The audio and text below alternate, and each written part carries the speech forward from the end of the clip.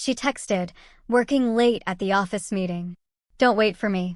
I replied, hope you and Jake from accounting nail that presentation. 20 minutes later, my wife burst through the door, her hand trembling on the keys. Then a sharp shift to intense disbelief. You know that feeling when your entire world shifts under your feet in an instant? That gut-wrenching realization that everything you thought was real was a carefully constructed lie? Well, imagine getting a seemingly innocent text from your wife, late at night, and in just 20 minutes, your whole future crumbles. It was a Wednesday, exactly 4:47 p.m. My phone buzzed. It was my wife, working late to prep for the office conference. Don't wait up tonight. I just stared at it. A conference? In 8 years of marriage, she'd never once mentioned a conference. My wife was the type who'd complain about mandatory meetings for weeks in advance, but here she was, dropping this bomb like it was nothing. And the timing? Totally off. We had our regular Wednesday Chinese takeout dinner planned. Nothing fancy, just our routine. She knew I looked forward to it, but apparently, this mysterious conference was more important than keeping me in the loop. I leaned back in my office chair, reading the message again. The tone was different. Usually, her texts were filled with chatty details, who said what, how boring everything was. This one? Cold. Distant. Like she was informing a roommate, not her husband. And it clicked. For the past 3 weeks, she'd been acting strange. Coming home later, taking phone calls in the other room, vague answers about her day. And then there was Jake. Jake from accounting. She'd mentioned him more times in the last month than she'd mentioned her own boss in a year. Jake thinks the new system is inefficient. Jake suggested a better way to handle the reports. Jake has such funny stories about his weekend. Jake. A cold knot formed in my stomach. I decided to test a theory. My fingers flew across the screen. Hope you and Jake from accounting enjoy the presentation. I hit send. The response? Immediate. Not like she was typing when she saw it, but like she was already holding her phone, waiting for my reply. 3 dots appeared, disappeared, then appeared again. You could almost feel the panic radiating through the screen. Then my phone rang. She never called during work hours. Hey, honey, her voice was higher than usual, strained. Just got your text. Why would you mention Jake? Isn't he at the conference too? You talk about him enough. Figured he'd be there. Silence. Then a nervous, forced laugh. Oh. Well, yes, maybe. It's a big conference, lots of people from different departments. I wouldn't know who all is attending. Interesting, just yesterday, she told me Jake was working on a special project with her department. Today, she suddenly didn't know if he'd be at their conference? What's the conference about again? I asked, my voice flat, almost too calm. More silence. It's about new compliance procedures. Very boring stuff, you know how these corporate things are. Oh, I knew exactly how these corporate things were. And I also knew her company's fiscal calendar. They never scheduled major conferences in the middle of the quarter. Too busy with actual work. Sounds exciting, I said dryly. What, until 11? And then networking afterward? Networking until midnight on a Wednesday? Your boss is really pushing the team hard these days. Well, you know how it is in our industry. Actually, I didn't know, because I worked in the same industry at a competing firm, and we'd never held a compliance conference that went past 7 p.m., let alone past midnight. I'll let you get back to your conference, I said, a strange calm washing over me. Drive safe. I hung up. It was 5:03 p.m. If this conference was so important and time-sensitive, why was she able to take a 10-minute phone call to discuss Jake from accounting? My gut was screaming everything I needed to know, but my brain, stubborn as it was, wanted proof. I opened my laptop and logged into our shared cell phone account. Her location services were still on. According to the GPS, her phone wasn't at her office building or any conference center. It was at a restaurant across town. Bella Vista Italian Place. The kind with dim lighting, intimate booths, perfect for a romantic dinner. Absolutely terrible for a corporate compliance meeting. I sat back, the information settling like a heavy stone. My wife of 8 years was lying to me. She was having dinner with another man and had constructed an elaborate story to cover it up. The same man she'd been mentioning constantly for weeks. But instead of anger, I felt something else. Clarity. I'd been noticing the signs for weeks, but I'd kept giving her the benefit of the doubt. The late nights, the secretive phone calls, the new clothes, the sudden interest in going to the gym. Classic cheating behavior. But I'd been too trusting, too naive to acknowledge it. Now, I had confirmation. I looked at my phone again. Should I drive to Bella Vista? Confront them in public? Make a scene? No. That's what emotional men do. Men who react instead of plan. I had a better idea. I sent one more text. Hope you and Jake from accounting enjoy the presentation. This time, I watched her location in real time. Within 30 seconds, her phone started moving. Fast. Faster than walking. She was running to her car. 18 minutes later, I heard her key in the front door. Her hands were shaking so badly, it took her 3 tries to get it unlocked. Honey, she called out, her voice trembling. I'm home early. The conference got canceled. Technical difficulties with the projector. I walked to the kitchen, where she stood, still in her coat, clutching her purse like a shield. That's too bad, I said calmly. Good thing you hadn't ordered dinner yet. She blinked rapidly. What do you mean, at the conference? Good thing they canceled before you ordered food. Hate to waste money on room service. Oh yes, right. No food. But I could smell garlic bread on her clothes.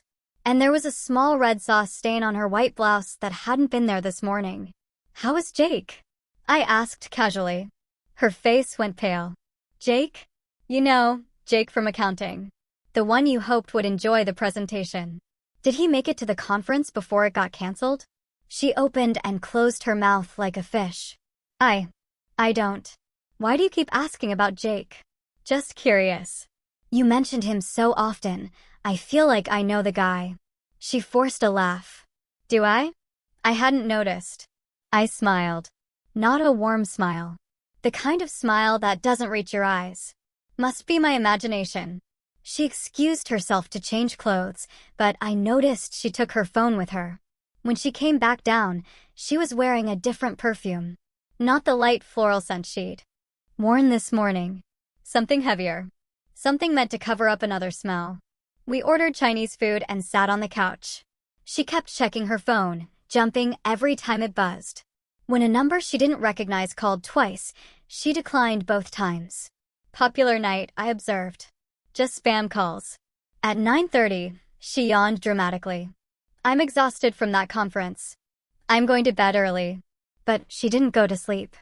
I could hear her whispering on the phone in our bedroom. When I walked past the door, she suddenly got quiet. I went in my home office and opened my laptop.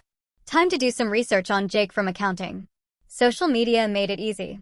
Jake Thompson, 29, single, worked in her building. His recent post showed him at Bella Vista restaurant tonight, 2 hours ago. The photo showed a candlelit table set for 2. The caption read, "Great dinner with a special someone." Posted at 7:23 p.m., right around the time my wife was supposed to be learning about compliance procedures. I took a screenshot and saved it to a secure folder. Tomorrow, I'd start making some calls. But tonight, I'd let her think she was clever. Because the best strategies require patience. And I was just getting started. The next morning, she was gone before I woke up. Her side of the bed was cold, meaning she'd left early. Real early. A note on the kitchen counter read, "Emergency meeting. Back tonight. Love you." Emergency meeting on a Thursday. Her company didn't operate that way, but I appreciated her commitment to the lie. I called in sick to work. For the first time in 3 years, I had more important things to do than quarterly reports. First stop, her office building. I parked across the street with a clear view of the employee entrance. If she really had an emergency meeting, I'd see her car. If she was lying again, well, that would tell me everything I needed to know. By 10 a.m., I'd seen dozens of employees enter the building. Her car wasn't in the parking lot. Her usual spot was empty. Strike 2. I drove to Bella Vista restaurant. The lunch crowd hadn't arrived yet. I walked in and approached the hostess. "Excuse me," I began, putting on my most charming smile. "I think my wife left her earring here last night. She was dining with a colleague around 7. Table for two, probably by the window. The hostess smiled. Oh yes, I remember them. Lovely couple. Very romantic. They seemed so happy together. Romantic, there it was. Did they stay long? Until about 8:30. They ordered the anniversary special. The gentleman seemed nervous, kept checking his phone. Sweet proposal, though we don't usually see that on Wednesday nights. My blood didn't just turn cold, it froze solid in my veins. Proposal? Well, not exactly a proposal, but he gave her something in a small box. She seemed surprised, but pleased. Very emotional moment. I thanked her and left before I said something I'd regret. Back in my car, I sat in the parking lot, processing this. Jake had given my wife jewelry. She'd been emotional about it. They'd ordered the anniversary special like they were celebrating something. 8 years of marriage, and she was celebrating anniversaries with another man. I drove home and went straight to our bedroom. If she was hiding gifts from Jake, she'd keep them somewhere I wouldn't accidentally find them. Her jewelry box was the obvious choice, but too obvious. Under the mattress? Too amateur. Then I remembered her workout bag. She'd been going to the gym more often lately. Perfect hiding spot for someone who thought her husband would never look there. Bingo. Inside a zippered pocket, wrapped in tissue paper, was a silver bracelet. Expensive. Engraved with "Always yours, Jay." My wife doesn't have friends whose names start with J. Just Jake.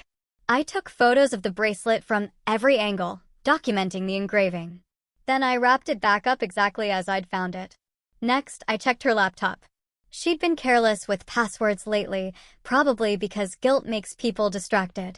Her email was still logged in. I found them immediately. Dozens of messages between her and Jake, going back 2 months. The early ones were professional, talk about spreadsheets and quarterly reports. But they quickly evolved. Thanks for listening today. You really understand me. Can't wait to see you tomorrow. These meetings are the best part of my day. My husband would never appreciate a sunset like this. You see beauty in everything. And then the recent ones. The ones that made my hands clench into fists. Last night was perfect. I never knew I could feel this way again. We need to be more careful. I think he's getting suspicious. Jake, I love you. I know it's complicated, but I can't keep pretending anymore. I love you. She loved him. I screenshotted every single message and forwarded them to a secure email address I created just for this purpose. Evidence for later. The final message was from this morning. Can't meet today. He's acting strange. Need to lay low for a few days. Missing you already.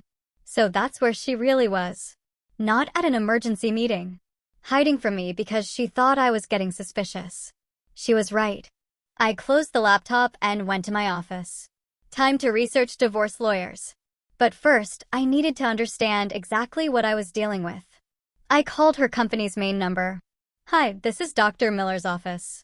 I need to confirm an appointment for Mrs. Thompson today. She mentioned she had a work conflict. One moment. The receptionist came back quickly. I'm sorry, but Mrs. Thompson isn't scheduled to work today. She called in sick this morning. Oh, that's strange. She told me she had an emergency meeting. No, sir. She's definitely not here today. Would you like to reschedule? I hung up. Strike 3. My wife was somewhere in the city, lying about being sick. Probably with Jake. While I sat at home like a fool. She was building a whole other life with another man. But I wasn't a fool anymore. I spent the afternoon researching Jake's social media profiles, his address, his work history, his ex-girlfriends. By evening, I knew more about Jake Thompson than his own mother did. 29 years old, divorced last year. No kids. Lived in an apartment complex 15 minutes away. Made decent money, but nothing spectacular. Drove a Honda Civic. Liked craft beer and hiking. Most importantly, he had a reputation. 3 women in his Instagram comments mentioned, learning the hard way, about his character. One ex-girlfriend had posted cryptically about cheaters never change. My wife wasn't special. She was just next in line. At 6 p.m., her key turned in the lock. She walked in, looking exhausted, like she'd been running on adrenaline all day. How was your emergency meeting? I asked from the kitchen, my voice a neutral hum. She froze. What? Your emergency meeting this morning? How did it go? Oh, fine. Just some budget issues. Very boring. Must have been serious to call you in on your sick day. Her eyes widened. My sick day? Your office said you called in sick when I called to see if you'd be free for lunch. I watched her mind race, trying to figure out how to explain this contradiction. I was sick. But then they called and said they really needed me for this budget thing, so I dragged myself in. That's dedication. Most people would have stayed home sick. Well, you know how responsible I am. Responsible, right? Did Jake make it to the budget meeting? You know, your colleague from accounting. Same reaction as yesterday. Panic, followed by overcompensation. I don't know why you keep asking about Jake. He's just a coworker. Just seems like you mentioned him a lot lately. Thought maybe you two were friends. We're professional colleagues, that's all. I nodded and smiled. Of course. Just professional. She excused herself to shower. While the water ran, I checked her phone. She'd changed her passcode since yesterday. A new 4-digit combination. But I noticed something interesting. The phone case was different. Yesterday it was black leather. Today it was blue silicone. Someone had bought her a new phone case. Someone whose favorite color was blue, based on his social media posts. When she came downstairs, I was reading on the couch. What's that? She asked, noting the book in my hands. Article about workplace relationships, I said, my eyes scanning the page.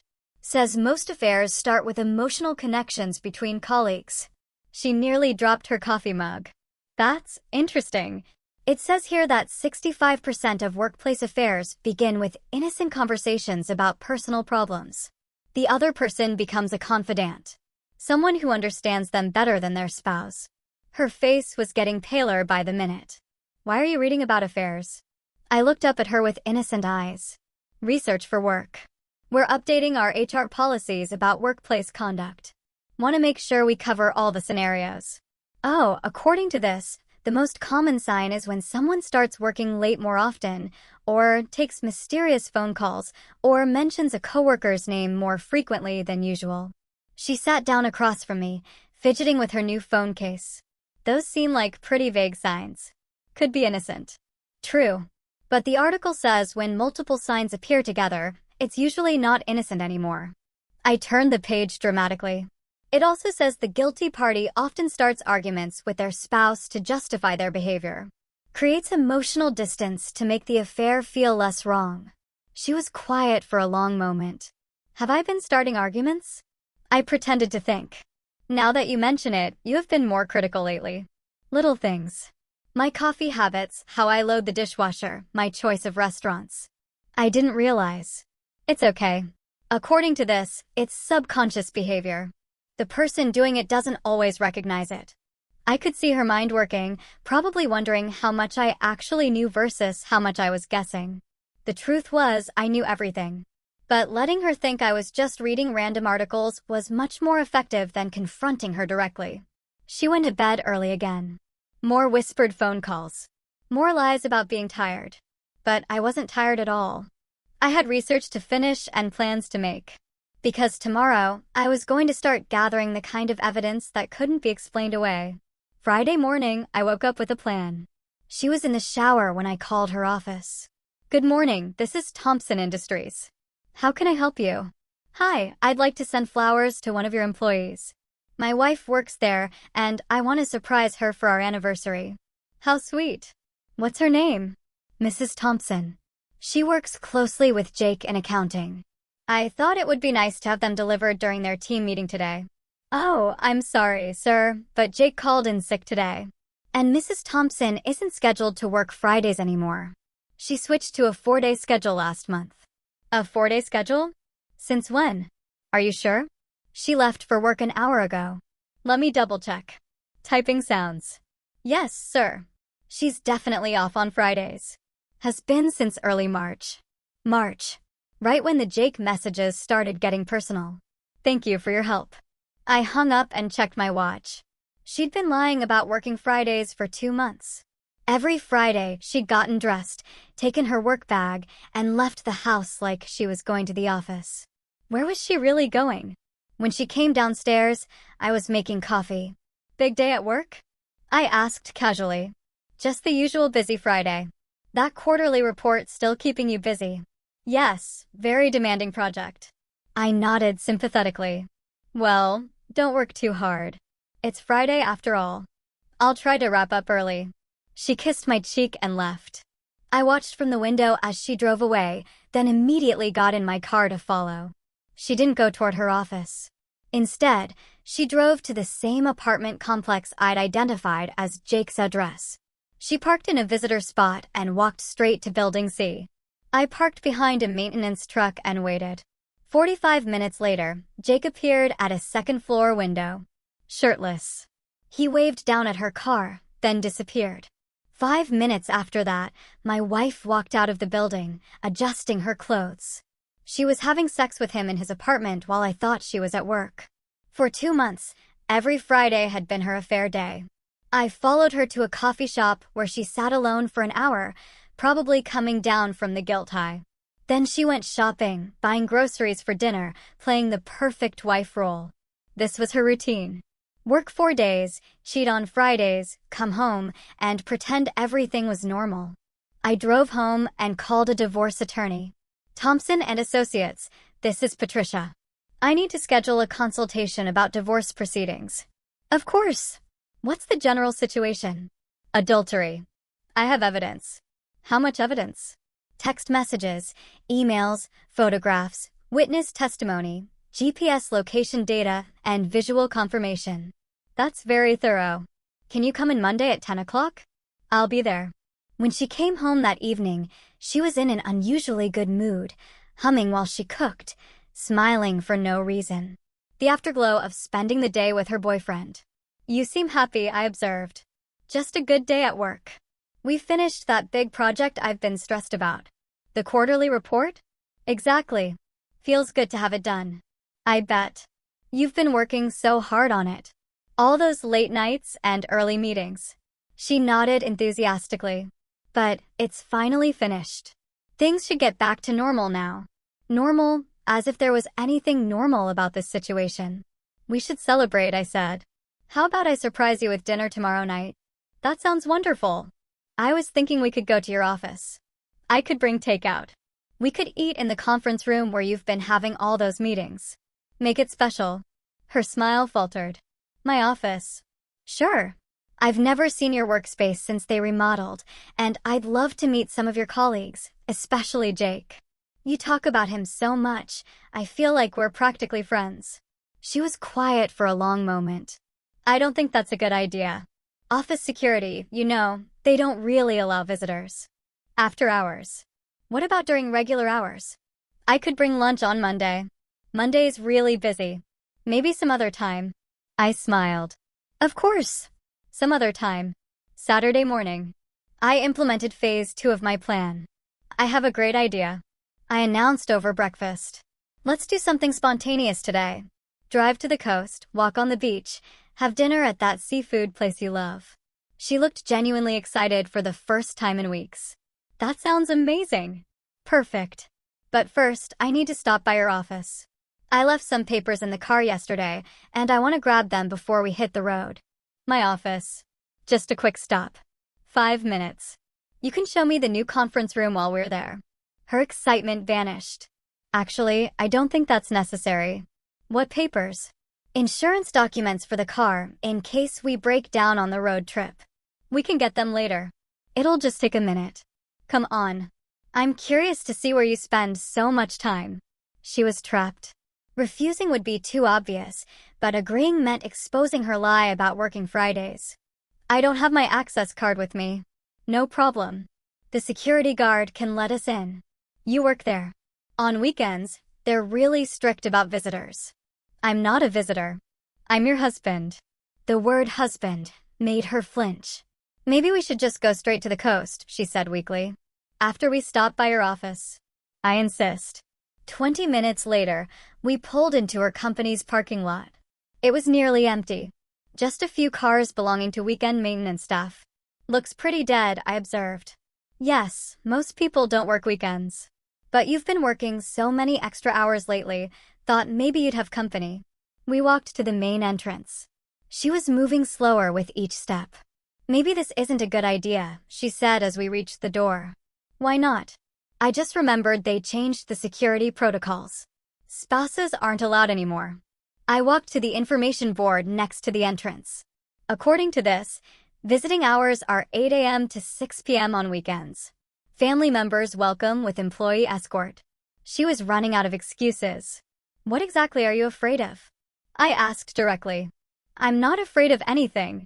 I just think it's unnecessary." "Then let's go in." The security guard recognized her immediately. "Mrs. Thompson, don't usually see you on weekends. Just stopping by quickly? And this must be your husband. She talks about you all the time." I shook his hand. "Nice to meet you. I've heard so much about this place, especially about her Friday projects." The guard looked confused. "Friday projects? But ma'am, you don't work Fridays anymore. You switched to a 4-day schedule months ago." I turned to look at my wife. Her face had gone completely white. "What do you mean?" I asked the guard. "Mrs. Thompson switched to a 4-day schedule months ago. Monday through Thursday. Haven't seen her on a Friday since March." "That's interesting," I said slowly, my eyes locked on her. "Because she's been telling me about all her Friday meetings, late conferences, emergency projects." The guard looked between us, realizing he'd stepped into something. "Maybe I'm mistaken." "No," I said, keeping my eyes on my wife. "I don't think you're mistaken at all." She opened her mouth to speak, but no words came out. "Matter of fact," I continued, "yesterday, she told me about a big quarterly report she finished. The one that's been keeping her so busy on Fridays. We finished our quarterly reports 3 weeks ago," the guard said helpfully. "Submitted them to corporate on the 15th. I nodded. "So, there haven't been any Friday projects? No late conferences, no emergency meetings?" "Not that I know of, sir." I turned back to my wife. "So, where have you been going every Friday for the past 2 months?" She was shaking now. "I can explain." "I'm sure you can. But let's do it at home." We drove back in complete silence. She stared out the passenger window, probably trying to figure out how to spin this new lie. When we got home, I sat down in the living room and waited. "You want to tell me where you've really been spending your Fridays?" She sat across from me, hands clasped tightly in her lap. I've been seeing a therapist." "A therapist?" "Yes. I've been struggling with some personal issues, and I didn't want to worry you." "What kind of personal issues require 8 hours of therapy every Friday?" "It's not just therapy. It's a whole wellness program. Therapy, meditation, group sessions." "What's the name of this wellness center?" "Silence." "What's your therapist's name?" "More Silence. Or we could call them right now and verify your appointments." She broke. "Okay, fine. I haven't been seeing a therapist." "Then where have you been?" I needed some time alone to think about our marriage." "And this thinking required you to go to Jake's apartment every Friday morning?" Her face turned ashen. "How did you?" "I followed you today. Watched you go into his building.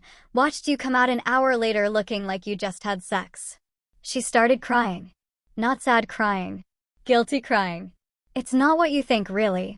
Because I think my wife has been cheating on me for months. I think she's been lying about work to cover up her affair. I think she's been having sex with another man every Friday while I believed she was earning money for our household." "Please, let me explain." "Explain what?" "The lie about the therapist?" "Which lie would you like to explain first?" She was sobbing now. "I never meant for this to happen. But it did happen. And you've been lying to me about it for months." "I love you." "No," I said firmly. "You don't. People who love each other don't do this. It was a mistake." "A mistake that happened every Friday for 2 months? That's not a mistake. That's a choice." She looked up at me with desperate eyes. "What are you going to do?" I stood up. "I'm going alone. Please don't leave me." "You already left me." "I'm just making it official." I grabbed my keys and headed for the door. "When you're ready to tell me the truth about everything, we can talk. But I'm done with the lies." As I drove away, I could see her in the rearview mirror, standing in our driveway, crying. But I felt something I hadn't felt in months. Relief. The games were over. Now we could deal with reality. I spent 6 hours driving up the coast, windows down, thinking clearly for the first time in months. When I got home at midnight, she was waiting in the living room with red eyes and a box of tissues. "We need to talk," she said as soon as I walked in. "Now you want to talk?" "I've been thinking about everything. You deserve the truth." I sat down across from her, arms crossed. "Go ahead." She took a shaky breath. "It started in February. Jake and I were working late on a project. He listened to me complain about how distant we'd become, how we never talked anymore. So you talked to him instead." It wasn't supposed to mean anything. Just venting to a friend. When did the friend become something else? Gradually. He started texting me outside of work, asking how my day was. Remembering things I told him. Things he should have been remembering. It felt good to have someone care about the details of my life again. I leaned forward. "When did you start lying to me?" "The first time he asked me to lunch." "When did it become sex?" She flinched. 3 weeks later. I went to his apartment after work one day. It just happened. Nothing just happens. You made a choice. I know. I made the wrong choice. How many times? What? How many times did you sleep with him? She was quiet for a long moment. Every Friday for the past 2 months. 8 times. Yes. In his apartment? Yes. Did you ever bring him to our house? No. Never. Did you tell him you loved him? Her silence was answer enough. I saw the emails, I said. You told him you loved him. You told him I would never understand you the way he does. I was confused. Were you confused when he gave you jewelry? Her hand instinctively went to her wrist, where the bracelet was hidden under her sleeve. How do you know about that? I know about everything. The restaurant, the anniversary dinner, the love letters, the Friday routine. I've known for days. Then why didn't you say anything? Because I wanted to see how far you'd go with the lies. Turns out, pretty far. She started crying again. I'm so sorry. I know I've hurt you. You didn't hurt me. You destroyed 8 years of marriage. There's a difference. Can we fix this? I stared at her. Fix what? Your lies? Your cheating? The fact that you've been living a double life for months. I'll end it with Jake. I'll quit my job. We can go to counseling. You think this is about Jake, don't you? Jake is just a symptom. The problem is you. Your character. Your choices. People make mistakes. Sleeping with another man 8 times isn't a mistake. Planning secret meetings isn't a mistake. Lying to my face every day for months isn't a mistake. She was sobbing now. What do you want me to do? I want you to stop pretending this was some accident. Own what you did. I had an affair. I lied to you. I betrayed our marriage. Why? Because I was selfish. Because I liked the attention. Because it was exciting to have a secret. Finally, some honesty. Do you love him? I thought I did. Do you love me? Yes. Then why did you choose him over me for 2 months? I didn't choose him over you. Every Friday, you chose him. Every time you lied, you chose him. Every time you deleted a text or hid a gift, you chose him. She had no answer for that. What happens now? She asked. Now you move out. What? I want you out of this house by tomorrow night. Where am I supposed to go? That's not my problem anymore. Can't we try to work this out? Work what out? How to trust you again. How to believe anything you say. How to forget that you've been cheating on me for months. Other couples get through this. Other couples don't matter. We matter. And we're done. Please don't do this. I stood up. I'm not doing anything. You did this. When you started lying. When you started cheating. When you chose another man over your husband. I choose you now. Too late. You had 8 years to choose me. You chose him instead. I walked toward the stairs. Where are you going? To bed. You can sleep in the guest room tonight. Tomorrow, you pack your things and leave. What about our marriage? I stopped at the bottom of the stairs and looked back at her. We don't have a marriage anymore. We have a divorce to plan. Sunday morning, I was up early making calls while she packed upstairs. First call, the bank. I need to remove someone from our joint accounts immediately. Is this due to divorce proceedings, sir? Yes. I have documentation of adultery. We'll need you to come in tomorrow with proper paperwork, but I can place a temporary hold on withdrawals requiring dual signatures. Perfect. Second call. My lawyer. Thompson here. We met Friday. I need to expedite everything. What's the rush? She confessed last night. Full admission of the affair. I have her recorded confession on my phone. You recorded her? Voice memo app was running when she started talking. Completely legal in this state. Bring everything Monday. We'll file immediately. Third call. Her mother. Hi, Mrs. Davis. I need to tell you something about your daughter. 20 minutes later, I'd explained the situation to her parents. Her mother cried. Her father was silent for a long time before saying, I'm sorry. She wasn't raised to act like this. I know, but I thought you should hear it from me first. What can we do? Be there for her. She's going to need family support. And you. I'm going to be fine. When she came downstairs with her suitcases, I was sitting at the kitchen table with a cup of coffee and a folder of documents. What's all that? She asked. Bank statements, account information, credit card records. Why? Because as of tomorrow, you're financially independent. Her face went pale. What does that mean? It means our joint checking account, our savings account, our credit cards, gone. How am I supposed to live? Same way you were planning to live with Jake. I wasn't planning to live with Jake. Then you should have thought about that before you started an affair. She sat down across from me. Be reasonable. I am being reasonable. You want to be single? Now you're financially single, too. What about the house? What about it? It's half mine. Actually, it's not. Check the deed. My name only. I bought it before we got married. I slid the property deed across the table. Her name was nowhere on it. But I've been making payments too. You've been contributing to household expenses. That's different than ownership. This isn't fair. Fair? You've been cheating on me for months and lying about it. Fair went out the window in February.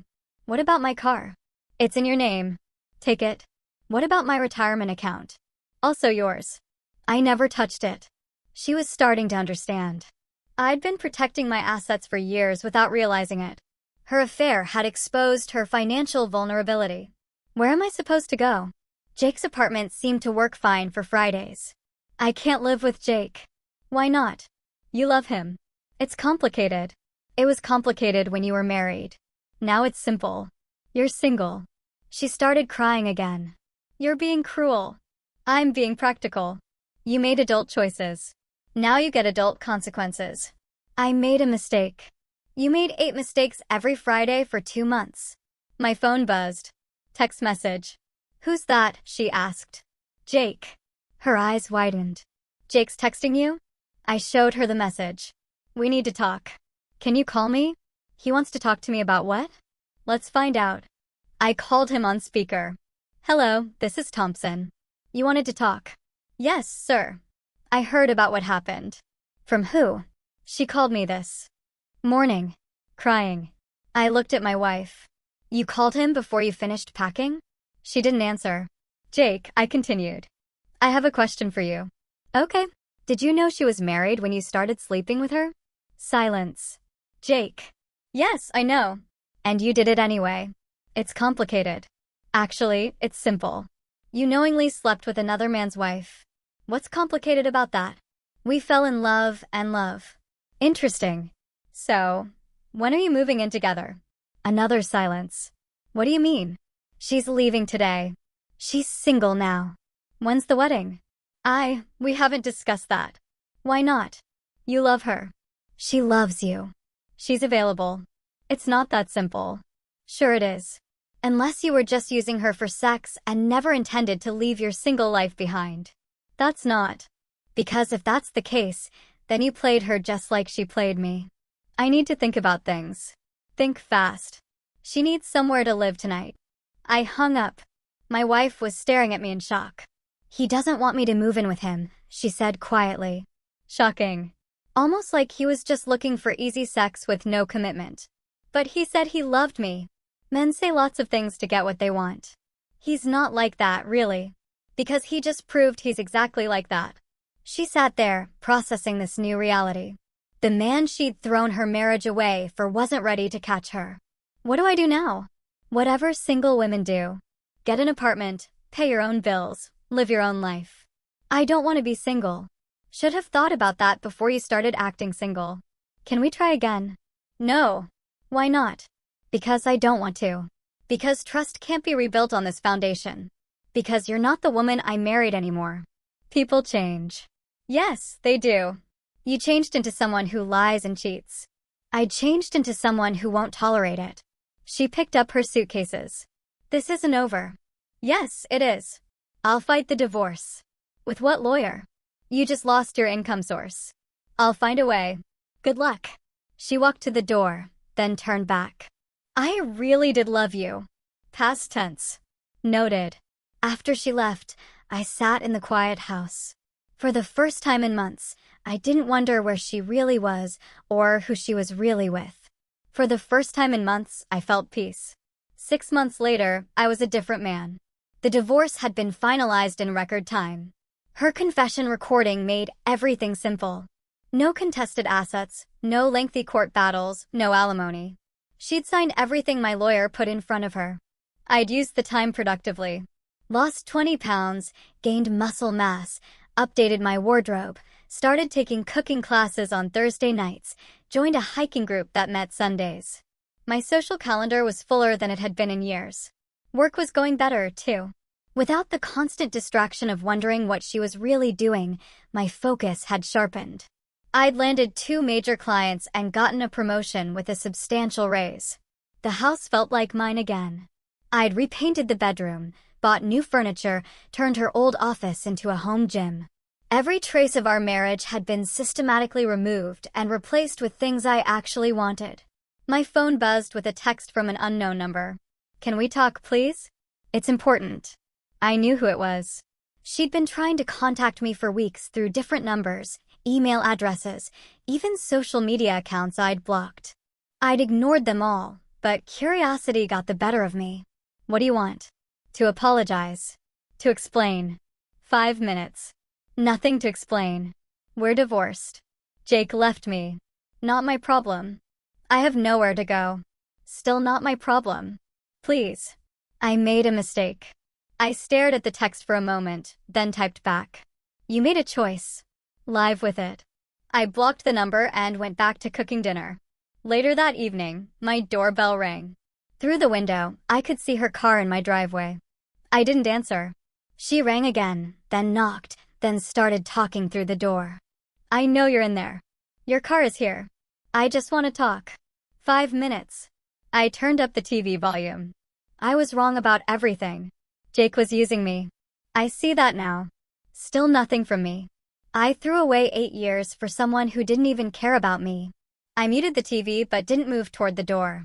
He dumped me after 2 weeks. Said dating a divorced woman was too complicated.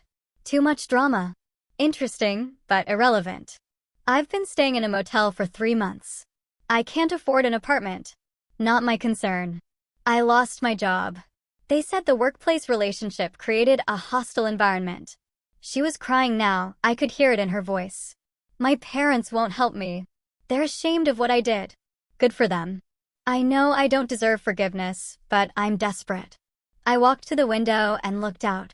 She was sitting on my front steps, head in her hands. I felt nothing. No sympathy, no anger, no regret. Just mild curiosity about how long she'd sit there before giving up. After an hour, she left. The next morning, I got a call from her mother. She's in the hospital. What happened? Breakdown. Exhaustion. She hasn't been eating properly. I'm sorry to hear that. She keeps asking for you. I can't help her. She's your wife. She's my ex-wife. We're divorced. But you loved her once. Once. Past tense. Doesn't that mean anything? It means I'm grateful I learned the truth before wasting more years. Her mother was quiet for a moment. She really did love you, you know. If she loved me, she wouldn't have cheated on me. People make mistakes. And people face consequences for their mistakes. You won't even visit her. No. That seems harsh. Harsh would be taking her back and pretending 8 months of lies never happened. Harsh would be enabling her behavior by rescuing her from the results of her choices. What if she promises to change? She already promised to love, honor, and cherish me for better or worse. Those promises didn't mean much. So that's it? You just move on. That's exactly it. I hung up and deleted the number. That afternoon, I had a date. Coffee with a woman I'd met at the hiking group. Smart, funny, financially independent. No drama, no games, no lies. As I got ready, I thought about the man I'd been 6 months ago. Naive, trusting, willing to ignore red flags because I wanted to believe the best in people. That man was gone. The new me demanded honesty, respected boundaries, and refused to tolerate disrespect. The new me didn't give third chances to people who'd already proven they couldn't handle first chances. My ex-wife had taught me valuable lessons about character, integrity, and the importance of choosing partners who shared those values. I was grateful for the lesson. It had been expensive, but I wasn't bitter. Bitterness would mean she still had power over my emotions. Instead, I felt liberated, free to build a life with someone who understood that love isn't just a feeling. It's a commitment backed up by consistent actions. As I drove to meet my date, I realized I hadn't thought about my ex-wife in weeks. She'd become what she should have been all along, irrelevant to my future. The man who begged for explanations and promised to work things out was gone. In his place was someone who knew his worth and refused to settle for less than he deserved. Someone who understood that the best revenge against people who betray you isn't anger or retaliation. It's living well without them. And I was living very well indeed. I finally found peace, but it took a hell of a fight to get there. What would you have done if you found yourself in my shoes? Let me know in the comments below. I really want to hear your thoughts.